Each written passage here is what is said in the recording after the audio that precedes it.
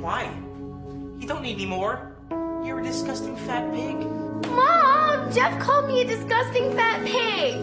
Jeff, do not call your sister a fat pig. Well, she is turning into a little porker. See, even Dad thinks you're a fat pig. I was teased a lot because I'm overweight. So we eat it anyways. Actually, some vegetarians eat fish. A lot of it was behind my back, but then a lot of it was also to my face, which made me feel terrible. Hi. Hi. Wouldn't it be quicker if you just smeared that on your thighs? Yeah, can you say carbs? You're so big, you're blocking the sun. Wait, you got a little chocolate right there. I know I'm not the only one. This sort of thing happens all the time.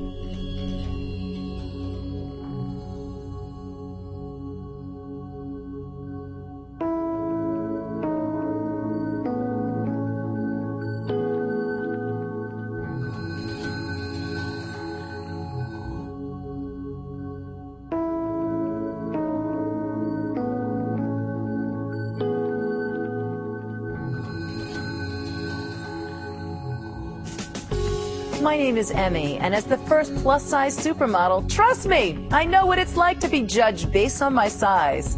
But I'm also a mom, and now one of my life's greatest passions is to be a part of creating a world where children can grow up happy, successful, and fulfilled at any size. I hope you're willing to join me in that effort. During this program, we're going to take a look at what weight bias is, how it shows up at home and school, who its victims and sources are, what its consequences are, and what we as parents and teachers can do to improve the lives of children we're surrounded by. But first, let's take a look at how prevalent this problem is. Obesity in children and adults has doubled in the past 20 years. Alarmingly, it's tripled in teens. 1 in 5 American children is overweight, and overweight children tend to become overweight adults. 30% of adults are obese, and we're right on track for this trend to continue. There are many efforts underway to address childhood obesity, but we aren't going to solve the nutritional and lifestyle changes that plague our nation in the next 20 minutes.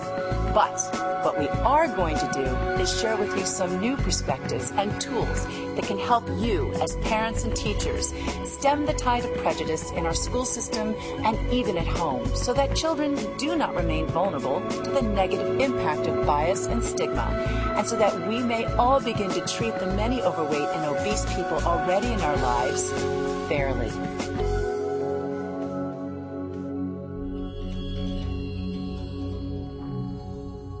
Hey, Ralph, what's that, your lunchbox?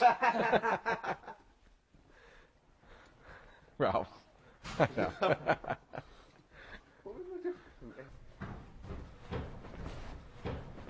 Hey, Ralph.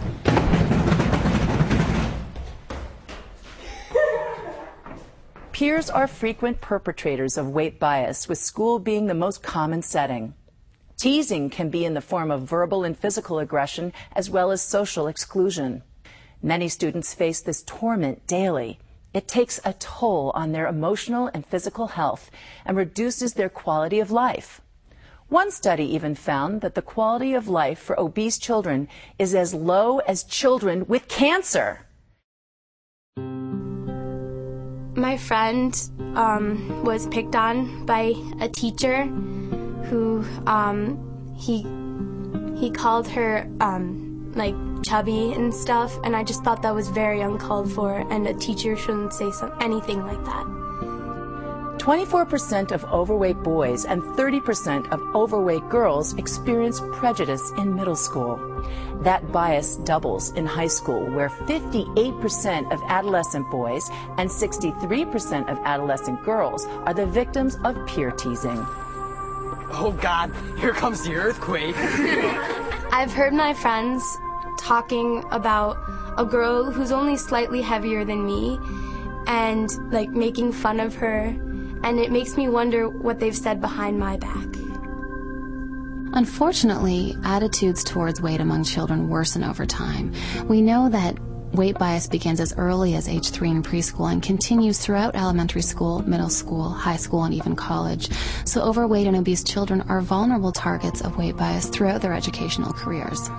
Studies show that children as young as 3 years old view overweight peers as mean, stupid, ugly, unhappy, lazy, having few friends, and undesirable as playmates. This all just based on the size of their bodies by 3 years old. Where does this come from? Weight stigma comes from a series of experiences that people have just looking around them in the culture. They see how their parents discuss the issue of weight. They see how peers in schools discuss it. They see overweight people ridiculed on television shows and made fun of by comics and the like. And because of this, they develop quite negative attitudes that are very difficult to change. By the time that children are in high school and college, they are experiencing multiple forms of weight bias, not just verbal comments or physical aggression, but also relational victimization in the form of social exclusion. A lot of people assume that overweight people are dumb or lazy, but most of the time that's not the case. In fact, I do well in school, I get good grades, I'm part of the drama program, I exercise, and I dance after school, so in most cases, it's not true. People are afraid of what's different from them. And so by making them as less of a person, then I guess they feel empowered. Behind their back, they might talk about, oh, look at that shirt she was wearing. Her stomach's popping out and everything. I can't believe she'd even think of wearing something like that. They'll just say all these fat jokes about like wide load coming through and all this stuff, and it hurts me to see people getting treated because I see how sad they are. Most of the comments I get from them, because some of them are my friends, they say they heard comments like that before, and you just get used to it. And that's a problem, that you're getting used to it. That's something you're not supposed to get used to. From nursery school through college, overweight students experience ostracism, discouragement, and unfortunately, even violence. For overweight students, the school experience is one of ongoing prejudice, unnoticed discrimination, and almost constant harassment. Overweight children are more likely than normal weight children to be victims of bullying. Obese children aged 12 to 16 are more often the victims of repeated group aggression or mobbing. And sadly, as a defense mechanism, some of them resort to becoming bullies themselves because they have nobody to turn to for support or help. I've seen a couple kids that have been teased turn into bullies because they basically are trying to get back at everybody that has teased them and even people that haven't teased them. And it's just they want to put on this tough guy reputation, and it just turns them into a bully. The diet and beauty industries bombard us day in and day out with the myth of the achievable, perfect body, perpetuating the cultural premium we place on thinness. I think they might think that fat people are nasty just because they don't have the body of a supermodel or something, because supermodels don't even have that body. They're retouched by computers, so why does everybody think that everyone has to look like that? Clothes shopping is one of my least favorite times of year, like going back to school and having to get a new wardrobe, and lots of times the clothes don't fit. I hate shopping. Well, it might be fun if anything actually fit. Let's just go home.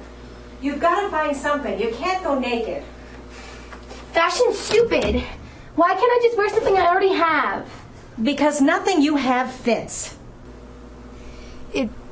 It makes me feel so, ugly.